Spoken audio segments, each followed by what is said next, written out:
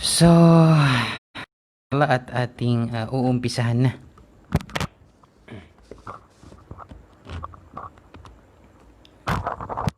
So, itong kwento pala ay meron tayong part 1, part 2, part 3. Mga hanggang siguro part 4, no? Dahil mahaba-haba itong kwento.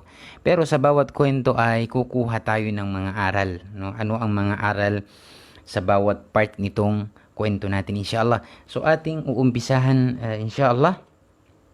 At naway kayo ay palaging dyan at umantabay at tumangkilik sa ating talakayan. Ang sabi, alhamdulillah, alhamdulillahi rabbil alamin, wal aqibatu lil muttaqin, wala udwana illa 'alal zalimin. Assalatu wassalamu ala asyrafil anbiya'i wal mursalin, nabiyyina wa habibina Muhammadin wa ala alihi wa ashabihi ajma'in. Amma ba'du. So yan, assalamualaikum warahmatullahi wabarakatuh sa lahat ng kapatid saang mang sulok sa mundo. Okay, ang sabi, dito tayo magsisimula sa tinatawag na ru'ya ajiba, ang panaginip na nakakamangha. So nagsimula ang kwento sa panaginip ni Propetang Yusuf alayhi salam. Ang sabi, kana Yusufu waladan saghiran. Nung sa panahon na si Propetang Yusuf alayhi salam ay maliit pa, wa kana lahu 11 akhan, no? Na siya ay mayroong 11 kapatid, akhan, wa kana Yusufu gulaman jamila. Allahu Akbar. At itong si Propetang Yusuf alayhi salam nagtataglay ng kagwapuhan, no? He is a handsome boy. Okay, he is a handsome. Wa kana Yusufu gulaman zakiyan. At itong propeta ay nagtataglay ng antig na galing, no? Talino. Wa kana abuhu Yaqubu yuhibbuhu akthara min jami'i ikhwatihi. At ang kanyang tatay na si Propetang Yaqub alayhi salam, akthara yuhibbuhu akthar min jami'i ikhwatihi, na mas matimbang ang pagmamahal sa kanya kaysa sa mga iba niyang kapatid. So ibig sabihin, ang pinakamamahal ng kanyang tatay ay si Yusuf alayhi salam, dahil nga dito sa batang ito ay una sa lahat siya ay mabait at matalino at siya ay napaka-gwapo, napaka-pogi po, mashallah. So kasi doon sa panahon namin may mga ginagamit yung mga kabataan sa aming panahon na yung sa bilang tausog ang sabi yung parmanis ni Nabiullah Yusuf alayhi salam, parmanis, na kapag maligo kayo ng babanggitin mo. Ewan ko, nakalimutan ko na, no? Ginagawa nila dahil daw gwapo daw itong propeta. Pero sa mga ganong gawain, no, kung ito nga ba ay wala ring basihan at hindi rin makakatulong sa atin, no? Kahit ano pa yung basahin mo, no? Mas mainam pa na humanap ka ng sabon, yung sabon na pampakinis ng muka, no? Mas mainam pa na ganun, na gumamit ka ng sabon para maliwanas ang ating mga katawan at ang ating mga muka. So balik tayo dito sa kwento dahil ito ang mahalagang bagay. Sa simula ang pinakamahalaga, no? Upang maunawaan natin ang panghuli dito sa ating kwento. Pagkatapos ang sabi, wa kana abuhu Yaqubu yuhibbu akthar min jami'i ikhwati. At katotohanan, katiyakan na ang kanyang tatay ay mas mahalaga siya at mas mahal siya kaysa sa kanyang mga kapatid. Zata laylatin ra'a Yusufu ru'yan ajibatan. At nung isang gabi, katotohanan na si Propetang Yusuf alayhi salam ay nanaginip siya ng isang panaginip na nakakamangha. Nakakamangha. Ano ang kanyang panaginip? Ra'a 11 kawkaban wa ra'a ash-shamsa wal qamara kullun yasjud lahu. At ang sabi, no, dito sa kwento na ito, katotohanan, dumating ang isang gabi na siya ay nanaginip at sa kanyang panaginip ay nakita niya ang 11 mga bituin, at nakita niya rin sa kanyang panaginip na ang araw, asyamsa wal qamara, at ang araw at ng buwan, kullun yasjud lahu, ang lahat ng nabanggit ay nagpatira pa sa kanya.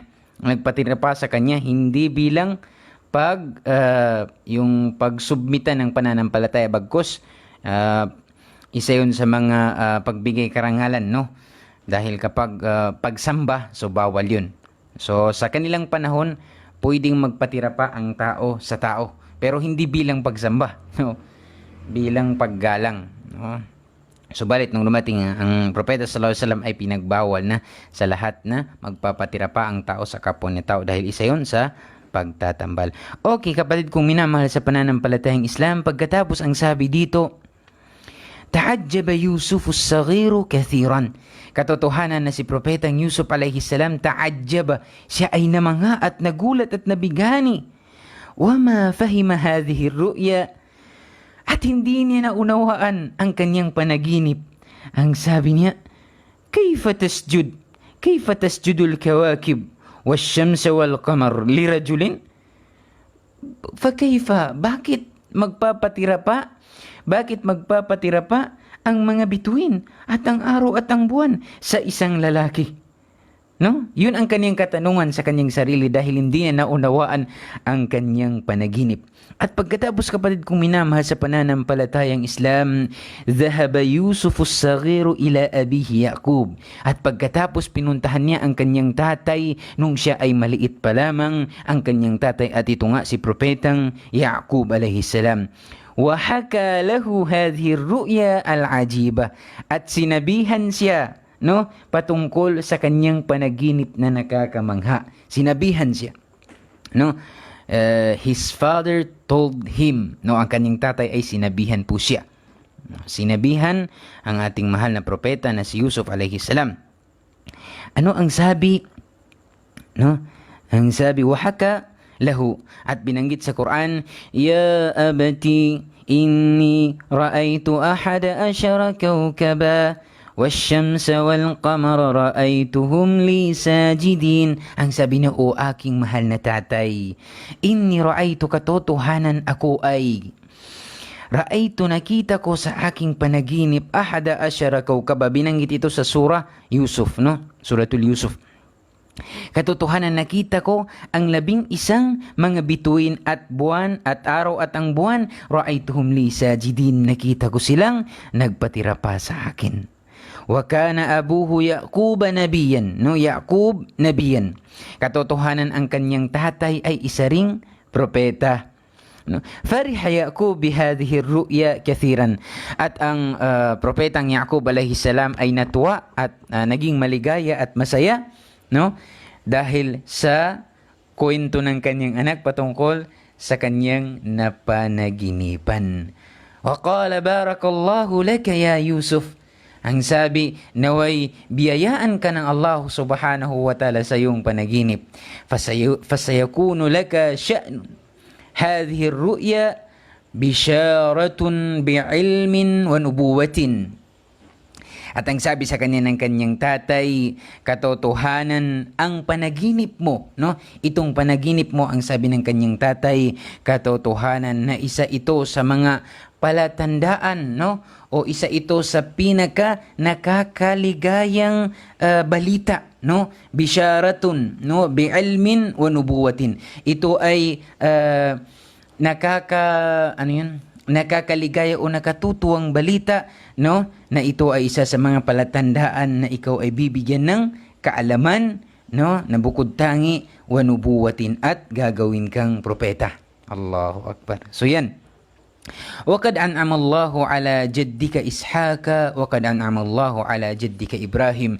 Katotohanan na biniyayaan, sinabihan sinang kanyang tatay na biniyayaan ang iyong ninuno, na yung lolo na si Ishaq, na tatay ni Yaqub, at ni Ibrahim, na tatay ni Ishaq, radiyallahu alayhimussalam. So sila ay mga propeta, no?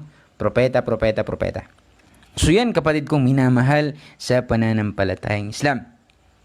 At pagkatapos Bubu Shaykhan Kabiran, siguro mas mainam na idiretso na natin itagalog lahat, no? Para kasi konti lamang ang oras natin. Mas mainam na 40 minutes tapos na tayo sa isang part. So meron tayong 4 na part. So itagalog ko na lang, no? Diretsuhin na natin itagalog para mabilis nating makuha ang kwento, no? Okay, kapatid ko minamahal sa pananampalatayang Islam, at pagkatapos ang sabi sa kwento na sa panahon na yaon na si Propetang Yaqub alayhi salam ay matanda na, no? At katotohanan na si Propetang Yaqub alayhi salam, alam niya kung paano labanan ang Satanas. At alam niya na ang Satanas, no, ito ang pinaglalaroan niya ang mga tao. So yan ang sabi sa kwento, na alam ni Yaqub alayhi salam na itong Satanas, siya ang naglalaro o pinaglalaroan niya ang tao. Ang sabi niya sa kanyang anak, "O aking mahal na anak," o my beloved son, no? "O aking mahal na anak," ang sabi niya, wag na wag mong ipagsabi, no? Wag na wag mong sabihin ang panaginip mo kahit isa sa iyong mga kapatid. Bakit? Dahil katotohanan, yahsudunaka, sila ay maiinggit sa iyo at sila ay magsiselos, no? At sila ay magiging kalaban mo o kaaway. So sinabihan, dahil nga, no, itong bata pa si Propetang Yusuf alayhi salam, na, no, at katotohanan si Propetang Yusuf alayhi salam ay meron siyang kapatid na ang pangalan ay si Binyamin. Binyamin, kapatid niya sa isang nanay. Okay, yung mga ibang kapatid niya sa ibang nanay. So sa panahon pala ng mga propeta, no, sa sinaunang panahon, marami ng asawa, no. Marami ng asawa, mashallah. So hindi pala isa sa mga dapat kamuhian ng babae ang pag-aasawa ng isa ng higit sa isa. No, kapag nag-asawa ang husband mo o ang asawa mo ng mas higit sa isa, nag-asawa ng 2, 3, huwag mo siyang kamuhian. Bagkus pasalamatan mo. Bakit kinakailangan pasalamatan? Dahil una't una, no? Yung maglalaban ng kanyang damit, oh. 'Di ba? Mayroon siyang 100 na t-shirt. So hati kayo, no? Tig 50 kayo. 50 ka t-shirt ang sayo, 50 ang t-shirt yung maglaba-laba. Pero ang mahalaga yung nagkakasundo ang dalawang asawa, no? So yan. So balik tayo dito. Huwag magalit yung mga babaeng nanonood diyan na baka hinihikayat ko yung mga husband ninyo na mag-asawa ng mas higit sa 2. Hindi po, bagkus ito po ay isa sa mga kaligayahan ng lalaki, no, na magkaroon pa siya ng isang babaeng aarugain at aalagaan. So yan po. So pagkatapos ang sabi dito, nakatotohanan na ang kanyang tatay na si Yaqub alayhi salam, mahal na mahal niya si Propetang Yusuf alayhi salam.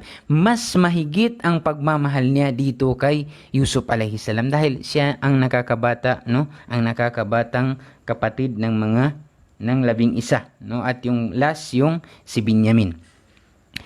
Okay, pagkatapos, no, itong dalawang bata na si Yusuf at ang kanyang kapatid sa isang ina, si Yusuf at si Binyamin, ay sobrang minahal ng kanilang tatay, no? At pagkatapos, ang sabi, nagtanong, no? Ang sabi ng mga nakakatandang kapatid nila, no? Ang sabi ng nakakatandang kapatid nila, bakit, no? Bakit mas minahal ng ating tatay si Yusuf at si Binyamin? Mas minahal nila ng sobra, no? At bakit hindi tayo minahal ng katulad ng pagmamahal nila? Ng pagmamahal niya kay Yusuf at kay Binyamin?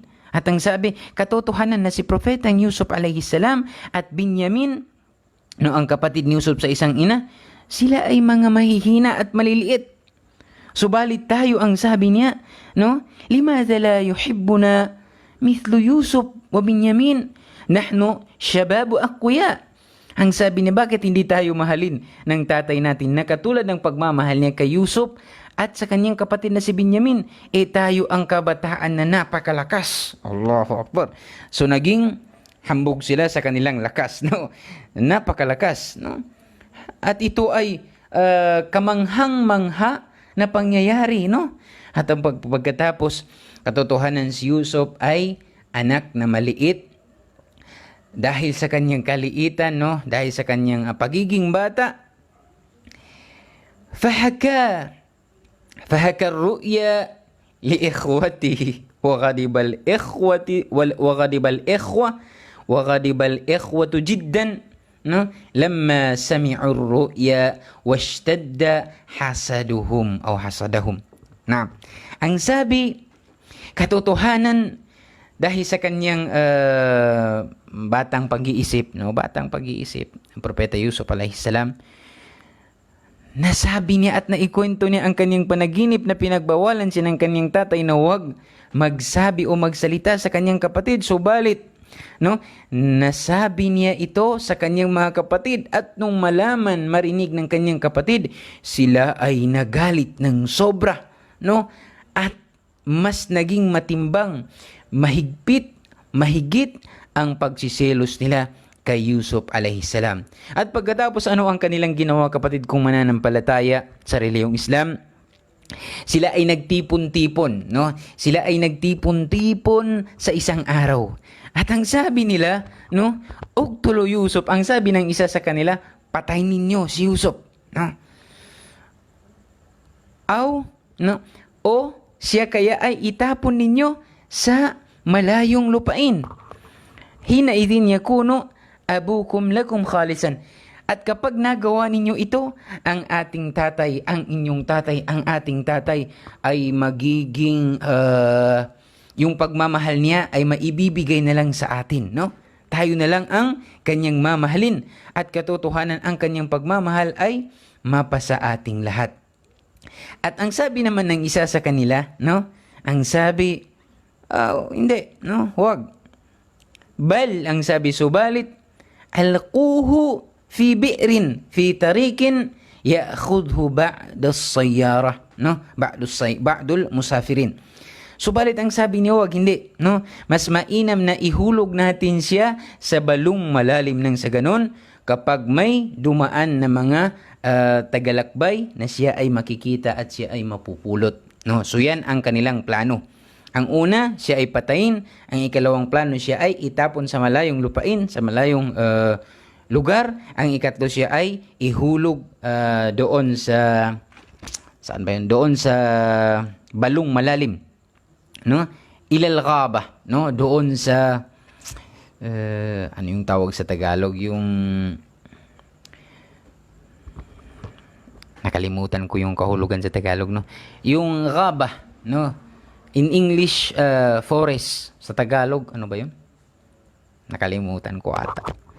So, isa ito sa mga palatandaan na matandaan na tayo, Nagiging ulyanin na. Doon sa, itatapon siya doon sa, nakalimutan ko talaga. Sorry. I'm sorry. Okay, pagkatapos, so, itatapon siya doon sa kakahuyan, Kagubatan. I'm so sorry, nakalimutan ko mga brothers. So, itatapon siya doon sa kagubatan at ihulog siya doon sa pinakamalalim na balon.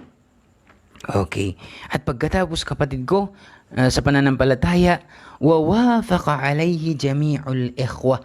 At nagkasundo nga ang karamihan sa kanila na yun ang kanilang gagawin kay Yusuf alayhis salam.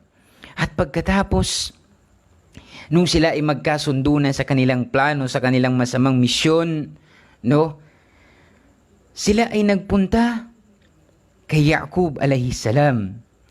At katotohanan, si Yaqub alayhis salam, siya ay takot na ipasama ang kanyang anak, ang kanyang bunsong anak, o ikalawa sa bunsong anak, na ipasama sa kanyang mga anak na malalaki na. Siya ay takot, Dahil katotohanan, alam ni Yaqub alayhis salam na itong mga anak niya na mas nakakatanda kay Yusuf alayhis salam ay meron silang pagkainggit sa propeta. Meron silang pagkainggit at pagkaselos sa propeta alayhis salam. At pagkatapos, kapatid kong minamahal sa pananampalatayang Islam, okay, katotohanan, si Yusuf alayhis salam ay ang kanyang kabuhayan o ang kanyang ginagawa sa pang-araw-araw, siya ay kumakain, umiinom, at siya ay yal'abu ma'a akhihi wala yadhhab ba'idan. Siya ay naglalaro na kasama ang kanyang kapatid na si Benyamin, at siya ay hindi lumalakad sa malayong lugar, At hindi siya pinapahintulutan ng kanyang tatay. Subalit ang kanyang kapatid, no, ang kanyang mga nakakatandang kapatid ay may misyon na napakasamang plano, no? At dahil sa gusto nila talaga yung plano nila na gawin, no? Dahil sa kanilang inggit at selos, no? Kaya dito yung isa sa mga aral dito sa kwento na ito, dahil sa inggit, no, selos, minsan kahit kapatid mo kaya mong siraan, no? O di kaya mong bugbugin dahil sa selos, inggit. So, isa ito sa mga aral na malaki, no? Ang pagiging selos ng sobra hindi maganda. Kahit sa mga mag-asawa, no? Minsan nag-aaway, naghihiwalay dahil lamang sa selos, no? Kaya mag-ingat po tayo sa selos o inggit, no? Yung hasad, no? Iyakum wal hasada, ang sabi ng propeta sallallahu alaihi wasallam, na kayo ay pinagbawalan ko, na kayo ay inutusan ko na lumayo. Iyakum wal hasada, dito sa pagiging inggitero o inggitera. Okay, pagkatapos kapatid kong minamahal, no, sila ay humingi ng kapahintulutan sa kanilang tatay na dalhin si Yusuf alayhi salam upang maglaro, no, at upang kumain, no, doon sa bukiran o doon sa kabundukan, ganun, doon sa kabukiran, gubat, no, sa gubat. Okay, pagkatapos, ang sabi sa kanila ng kanila ay humingi ng kapahintulutan, no, ang sabi ng kanilang tatay, subalit ako ay takot, no, na yung kapatid nyo ay baka kainin siya ng lobo, no, baka kainin siya ng lobo. Ano ang sagot ng mga kanyang kapatid, no, na may masamang plano? Ang sabi, qalu ya abana, limada, o aming tatay, bakit ayaw mong ipasama sa amin si Yusuf, no? Ano ang kinakatakot mo? Katotohanan siya ay kapatid namin na pinakamamahal, no? Huwa akhuna al-aziz, ang sabi ng mga masasamang plano. So, isa rin ito sa mga palatandaan. No, gagawin ang lahat. Sasabihin na, mashallah, gusto talaga kitang makasama, pero masama pala yung plano. No, so, yan, kapatid kong minamahal. Dahil sa inggit, kayang gawin ang lahat para lang maipahamak ang isang tao. So, mag-ingat po. Wag po tayong magiging inggitero o inggitera dyan. Dahil baka masira natin ang pagmamahal ng kapatid natin sa pananampalatayang Islam. At pagkatapos, kapatid kong minamahal, ang sabi, bakit hindi mo pinapayagan si Yusuf? No?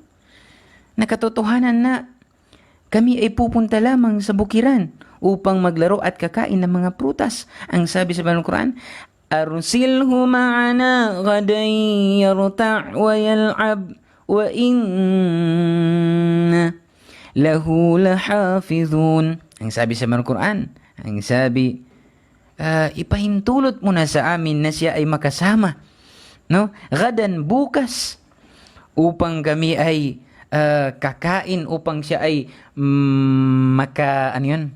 makatikim ng mga masasarap na pagkain, upang siya ay maging maligaya doon sa bukid, no? Doon sa gubat, at upang siya ay makasama naming maglaro. Katotohanan na kami ay nandoon upang magmasid at magpuprotekta sa kanya. Subalit ang kanyang tatay ay katotohanan na siya ay matanda na. At katotohanan ang kanilang tatay na si Yaqub alayhi salam ay magaling, bright, no? Siya ay matalino. At katotohanan si Yaqub, hindi niya gusto na magpunta ang kanyang pinakamamahal na anak na si Yusuf sa malayong lugar dahil siya ay takot na baka anong mangyari sa propeta, no? At ang sabi, no, akhafu ay yakulahu dhib wa antum anhu ghafilun. Katotohanan, ang sabi ng kanilang tatay, na ako ay may takot, no, na siya ay baka kainin ng adhib, ng lobo, no, kainin ng lobo. Ewan ko kung nakakita na ba kayo ng lobo. Yung malaking gorilla. Hindi. Ano yun? Yung bear siguro, no? Ito yung lobo. Mashallah, nanonood ngayon ang aking pinakamamahal na ate Muhammad bin Abdullah, mashallah, jazakillahu khairan, from South Africa. Mashallah. Okay, no. So, sister, at nanonood din ang ating mahal na kuya, no? Si Kuya Alustad Jomar, no? Mashallah. Siya ay nakaantabay dyan. So, alhamdulillah, kahit malayo man tayo sa isa't isa, waalaikumsalam warahmatullahi wabarakatuh, ate. Pinakamamahal na ate. Okay, pagkatapos ang sabi, qalu abadan. No? Ang sabi ng mga kanyang mga kuya, kapatid, abadan, no? Hindi mangyayari yun. Sa yung isip na siya ay kainin ng malaking lobo, hindi magagari yun. Bakit? Wa nahnu hadirun, dahil kami ay nandoon. Nandoon kami. So hindi siya makain ng lobo. Wa kayfa yakuluhu wa nahnu shababu aqwiya. Paano siya kakainin ng lobo? Ikatiyakan kami ay ang mga kabataan na malalakas ang pangatawan. At pagkatapos pinahintulo wolf, no? Wolf. Dhibu, wolf. Okay. Syukran ate, no? Wolf. Sabi nating ate, wolf daw. So, ang lobo, sa Tagalog siguro ang wolf, yun na ang lobo, no? Okay. So, at salam dyan kay, assalamualaikum, brother Yusuf Alan Tajul. So, okay, ituloy natin ang kwento. No, ituloy natin ang kwento. So, at pagkatapos, nagbigay na nga ng kapahintulutan ang kanilang tatay na siya ay, no, ipasama na sa gubat upang kakain ng mga masasarap na pagkain, ng mga prutas, at upang maglaro makasama ng kanyang mga kuya. Wa farihal ikhwatu kathiran. Allahu Akbar. Tingnan mo, naging masaya at maligaya na ang kanyang mga kapatid ng sobrang kaligayahan. Dahil bakit? Dahil sa pagbigay ng pahintulot ng kanilang tatay na siya ay makasama. Wa dhahabu ila ghabatin, at pumunta na nga sila ng bukid, no? Wa alqu Yusufa fi bi'rin fil ghaba. At ano ang ginawa ng mga kanyang nakakatandang kapatid? Nakakalungkot, kapatid kong minamahal, no? Propeta, pero ito ang pagsubok sa kanya ng Allah subhanahu wa ta'ala. Mismo kapatid niya ang nainggit at nagselos sa kanya. Akalain mo yan, no? Mismo kapatid ang nainggit at nagselos sa kanya. At pagkatapos, kapatid kong minamahal sa pananampalatayang Islam, ang ginawa nila, inilagay nila ito sa balon, no? Iniligay nila ito sa balon. Assalamualaikum warahmatullahi wabarakatuh. My beloved big bro, no? Al-Ustad Sir Kasim Abrahams, mashallah. Thank you for watching. No? Thank you for watching. Allah subhanahu wa ta'ala bless you and bless us, inshallah. Okay, pagkatapos minamahal na kapatid sa pananampalatayang Islam, si Propetang Yusuf alaihi salam ay ipinasok sa balong malalim, no? Siya ay ipinasok sa balong malalim. Okay, so siya ay nakapasok na sa balong malalim. Siya ay hinulog, no? Sa Tagalog pa hinulog. Nahulog. Siya ay hinulog. Iwan ko kung correct na ba yun, no? Hinulog sa balong malalim. Sino ang naghulog? Sino ang humulog? Ang kanyang mga kuya. Akalain mo, no? Propeta po. Isa ito sa mga magiging basihan natin, no? Dahil sa sobrang selos at inggit, kahit pa kapatid mo, hinulog. Kahit pa kapatid mo, kaya mong ihulog, no? Kahit alam mo na siya ay mapapahamak, gagawin mo. Dahil bakit? Umandar na ang pagiging inggitero o inggitera sa iyong puso. So mag-ingat. At pagkatapos, no? Walam yarhamu Yusuf as-saghir. Subhanallah, ang sabi na nagkwento, no? Nabase sa banal na Quran. Walam yarhamu Yusuf as-saghir. No? Hindi man lang sila nagkaroon ng konting awa, no? Allahu Akbar. Hindi man lang sila nagkaroon ng kunting awa kay Yusuf alayhi salam na alam nila siya ay bata pa at musmus pa. No? Wa kana qalbuhu saghiran, at katotohanan ang puso ni Yusuf alayhi salam ay puso ng isang batang tao. So ibig sabihin malulungkot at iiyak. Hindi katulad natin matanda na. Kahit marami ang kabiguan ng kalungkutan, kaya na nating magtiis. Subalit dito sa panahon si Yusuf alayhi salam ay bata pa. Wa kanatil bi'ru amiqatun. At katotohanan itong wa kanatil bi'ru amiqa, no?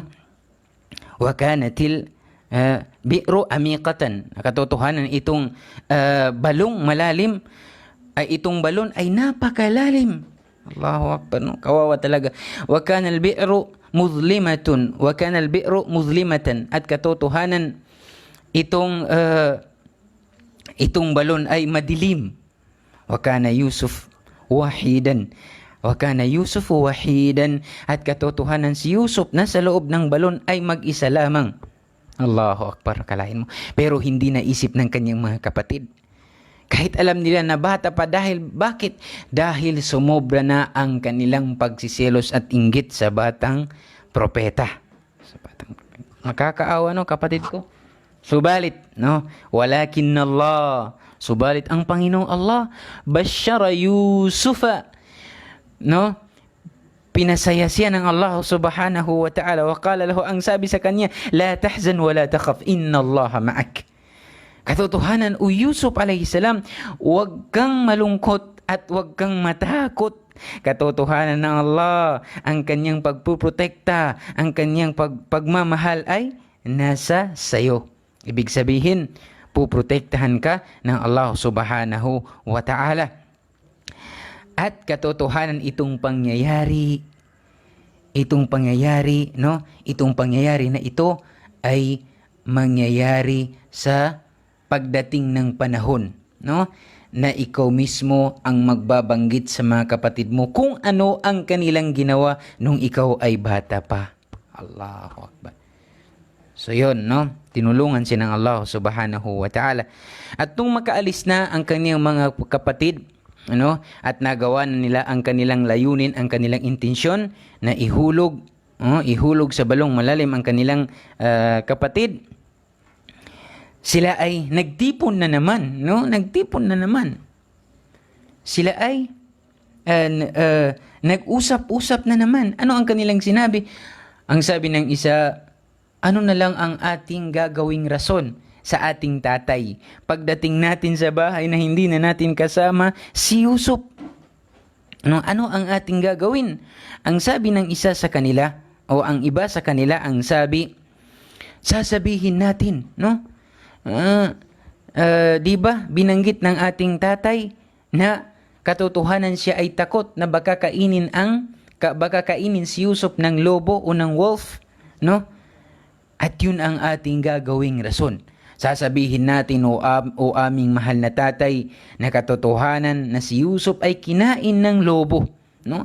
At katotohanan sila ay wafaqa, no? Wafaqal ikhwan, no? Wafaqal ikhwatu ala dhalik. Sila ay sila ay sumang-ayon, no? Ang lahat sa kanila ay sumang-ayon sa isang idea, no, ng kanilang kapatid. Ang sabi pa ng iba, ang sabi nila, oo, yan ang sasabihin natin sa ating tatay. Allahu Akbar. At pagkatapos, no, nagtanong naman ang iba sa kanila, subalit kinakailangan may palatandaan na siya nga ay kinain ng lobo, no? Ano ang magiging palatandaan natin na siya ay kinain ng lobo?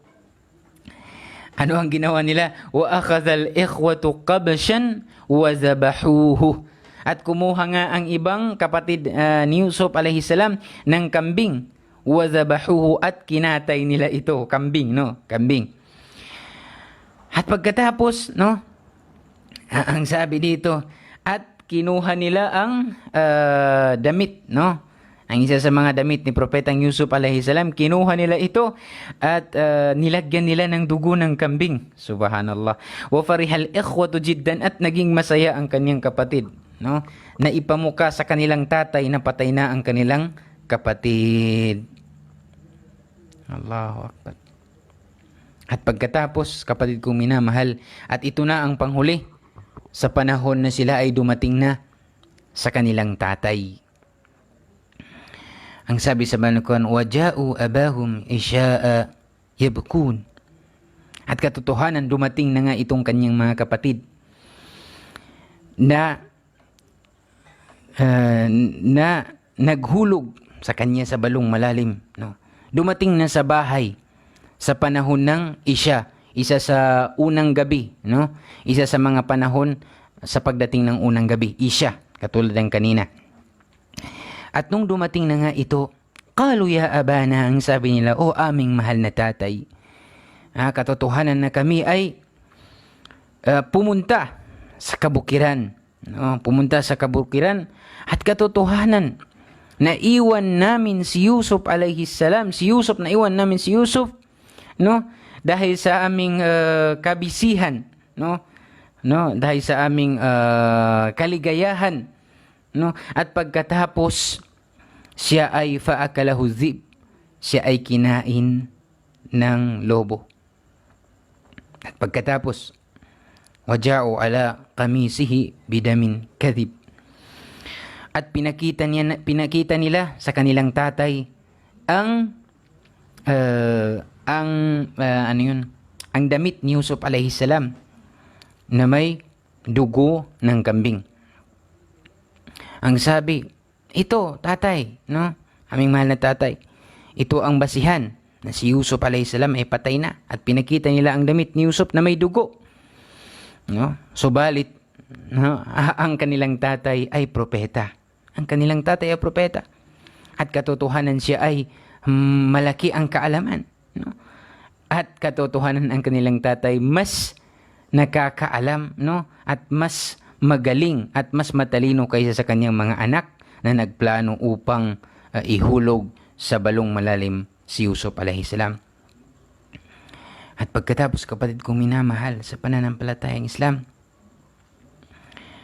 ang sabi, no, katotohanan na si Yaqub alayhi salam, alam niya na kapag ang isang lobo, isang wolf, kumain ng tao, no? Masisira ang damit nito.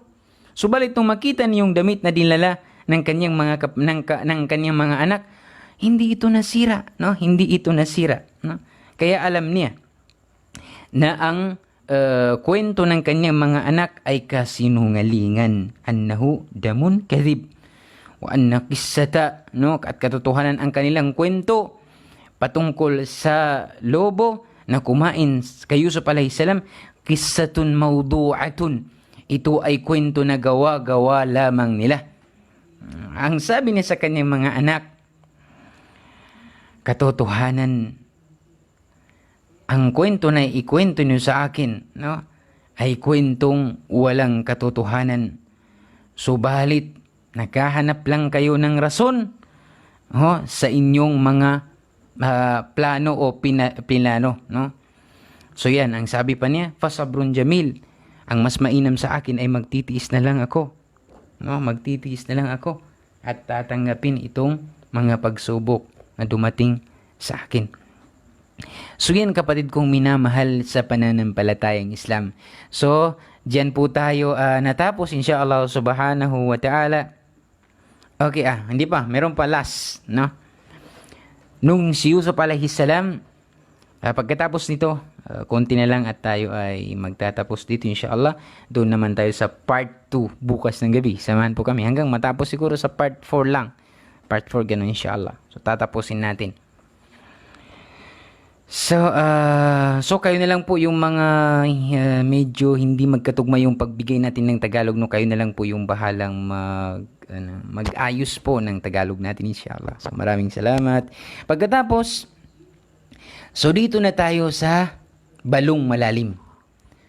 So nung ang kanyang mga kapatid ay nakauwi na sa bahay at naiwan na nila si Yusuf alayhi salam sa ilalim ng balong malalim, At kumain na ang kanyang mga kapatid.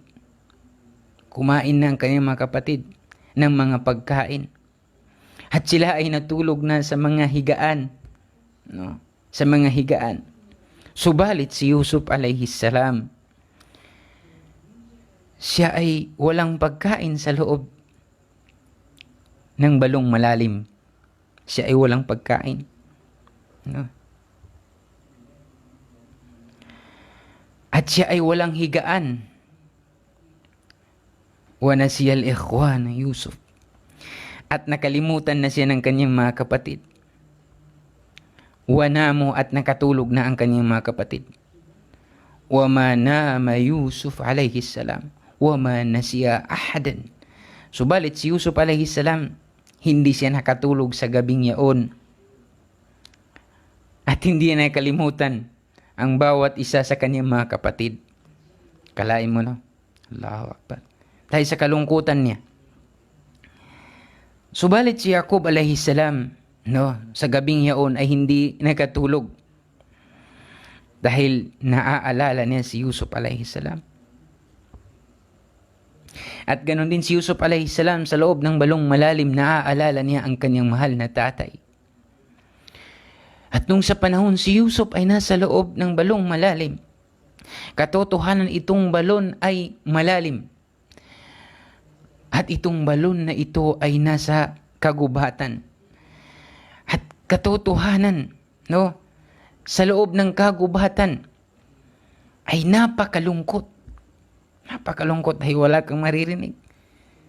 Na kahit na anong salita ng tao, marinig mo lang yung himig ng mga ibon o ng mga unggoy. Subalit nasa loob siya ng balong malalim. At katotohanan, dumating ang gabi.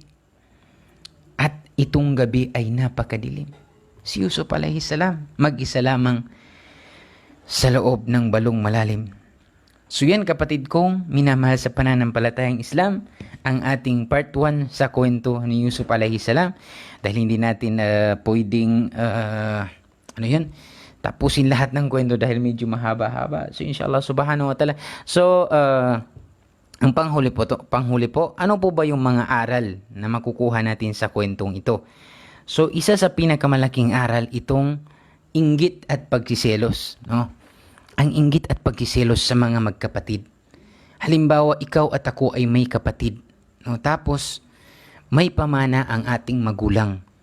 So dito magsisimula na po ang inggitan, no? Ang inggitan. Ang sabi ng isa, ay hindi, sa akin yan pinamana, no? Dahil ako ang nag-aruga, hindi sa'yo, wala kang mana dito. So sa panahong ito, no, alalahanin natin itong kwentong ito. Dahil sa inggit, kahit pa sarili nilang kapatid at pinakamamahal at propeta ni Allah subhanahu wa ta'ala, nakayanan nilang ihulog sa balong malalim at hindi sila naawa. Hindi sila nagkaroon ng awa dito. Allahu Akbar.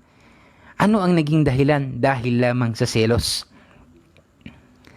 So ang inggit pala ay isa sa mga maaring maging sandata ni Satanas. No, isa sa mga pinakamalaking sandata ni Satanas. Dahil sa selos, maaring magkagalit at magkaaway ang nagmamahalan kahit pa mismo mag-asawa. No, dahil sa selos. Sabi niya, ay, bakit ka nagre-reply? So doon, magsisimula na yung selos at inggit hanggang, kung ganito lang, ganito, ganyan. Maghiwalay na lang tayo hanggang sa sila ay makapaghiwalay. Sino ang nanalo? Hindi tayo, hindi ikaw, hindi siya. Sino ang nanalo? Si Satanas. Si Satanas. So ingatan po natin ang ating pagmamahal.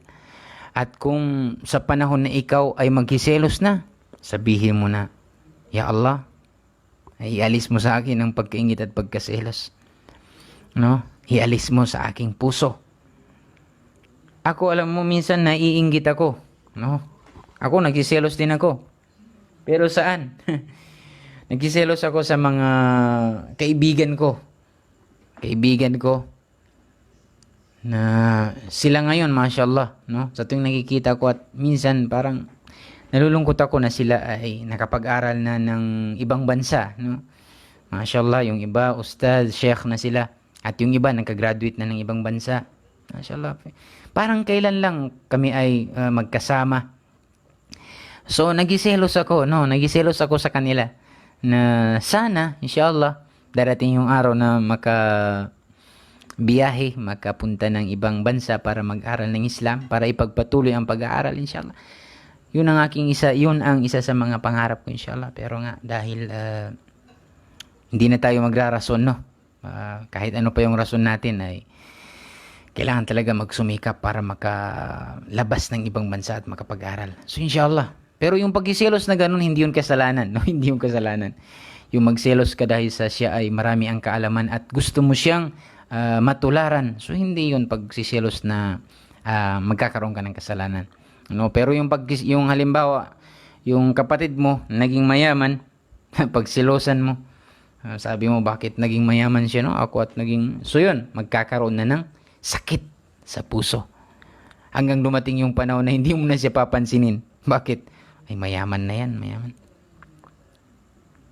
Okay, ang sabi pa ng ating mahal na ate, this type of jealousy is allowed. So alhamdulillah. So itong selos pala, no, ay allowed. So alhamdulillah at na-allowed yung pagsiselos ko sa mga kaibigan at mga kapatid na sa ibang bansa ngayon at nagpapatuloy sa pag-aaral. Lalong-lalo yung mga kaibigan ko diyan, no?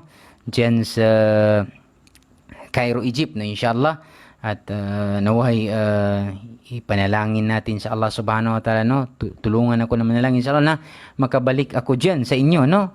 Para maipagpatuloy ang pag-aaral sa Islam, inshallah. Yan ang isa sa mga pangarap po natin, no? Ang makasama kayo ulit dyan, inshallah subhanahu wa ta'ala. Mga pinakamamahal na kapatid at kaibigan sa pananampalatayang Islam. So yan po ang ating tinalakay, ang kwento ni Propetang Yusuf alayhi salam. So huwag kalimutan ng aral na mapupulot natin sa kwento ay itong pagsiselos na hindi pwede, lalong-lalo na kapag sumobra na, dahil kahit pa kapatid mo ay pwede mo siyang siraan hanggang dumating ang panahon baka mapatay mo siya dahil sa sobrang pagkaselos mo. So, at kahit sa mag-asawa, kung sumobra na po ang pagkaselos, dapat po mag-istighfar, no? Humingi sa Allah ng patawad at magbalik loob sa Kanya. Dahil yung pagsiselos po, minsan, hindi natin namamalayan na naaapakan na pala natin ang iba. Dahil lamang sa pagsiselos. Alam mo ba? Ang binanggit ng propeta sallallahu alaihi wasallam, at ito ang palagi nating tatandaan para hindi dadapo sa ating mga puso ang sakit na inggit o selos. Ang sabi ng propeta sallallahu alaihi wasallam, qad aflaha man aslam, katotohanan na nagtagumpay ang mga taong pumasok sa Islam, wa ruziqa kafafan, at nagtagumpay din ang mga tao, no? Mga taong mahihirap na nakakakain sa isang araw at sa isang araw ay hindi, no? At ang ikatlo, at nagtagumpay rin katotohanan, ang sabi ng propeta sallallahu alaihi wasallam, at nagtagumpay din ang mga tao, no, nasa loob ng relihiyong Islam, kanna Allahu bima atahu, na naging kontento na sila sa kung anuman na biyayang ipinagkaloob, binigay sa kanila ng Allah, maliit man ito o malaki. So, ibig sabihin, ang pagiging kontento ng isang Muslim sa mga biyaya ng Allah, magiging dahilan upang magtagumpay tayo at malabanan natin ang nakakatakot na sakit, at ito nga ang sakit na pagkaselos o inggit. So, maraming salamat. So, salamat sa mga nanonood, lalong-lalo na ang aking mga pinakamamahal na kapatid at ang aking pinakamamahal na bayaw, no? Big brother Kasim, no? Sir Ustad Kasim Abrahams, at kay Kuya Ustad Jomar, no? Alhamdulillah, King Laksamana, salamat, syukran, at kay Fuzail, Fadila, Fayaz, at yung Habannaka, no? Kay Sheikh Habannaka, si Sheikh Abdul Basit, no, ng Cairo, Egypt. So maraming salamat sa inyong lahat, no? At kay Haji Jadjuri, no, kay Ka Haji Jadjuri, no, maraming salamat sa inyo diyan. Ingat palagi, Ka Haji. At sa lahat po ng nanood na hindi ko na nabanggit, no? At sa aking pinsan si Bul Yunus, no? Ang anak ng kapatid ng aking nanay sa Malaysia. Mashallah. Hope to see you, brother, no? dahil hindi pa tayo nagkita ng personal, sa Facebook lamang, kahit tayo ay magpinsan na mahigpit. So yan po, at maraming sa lahat, maraming salamat. Okay, ang sabi ni ate, salam doa, Kanika Jones. Okay, salam doa daw kuya. So, magkalapit lang tayo yung comment ninyo. So, yan po si kuya. Okay, salam doa din. Masyaallah.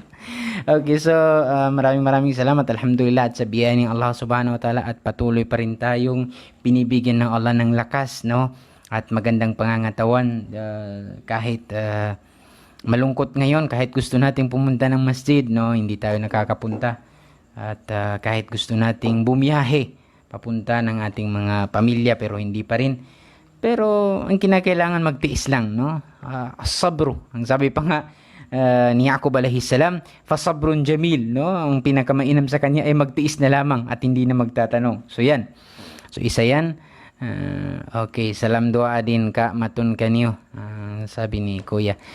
So, mashallah. So, hanggang dito na lang, at maraming salamat sa butihin at maraming viewers na nanonood sa ating talakayan. So, hanggang dito na lang. Matulog po tayo ng maaga para makapag salatut tahajjud o qiyamul layl, at makahingi ng mga kapatawaran ng ating mga kasalanan, at makahingi sa Allah ng ating mga pangarap sa buhay, no? At naway palagi tayong mag-ingat. Inshallah keep up. Mashallah, shukran big brother, no? Kasim Abraham, shukran, jazakallahu khair, no? Inshallah subhanahu wa ta'ala, hope to see you again, no? Okay, so hanggang dito na lang, inshallah. Allahumma amin. Iftar now. Mashallah. Allahumma innaka afuwun karimun tuhibbul afwa fa'fu anna. Shukran bro. Okay, hanggang dito na lang. Assalamualaikum. Kay Sister Raida Nor, so syukran sa panonood, at sa iba pa na hindi ko na kay ano yun? Anisa, syukran sa inyong lahat, no? Kahit hindi ko man mabanggit ang inyong pangalan, ang mahalaga ay nakapanood ako at nakapanood kayo, tayong lahat. So, assalamualaikum warahmatullahi wabarakatuh.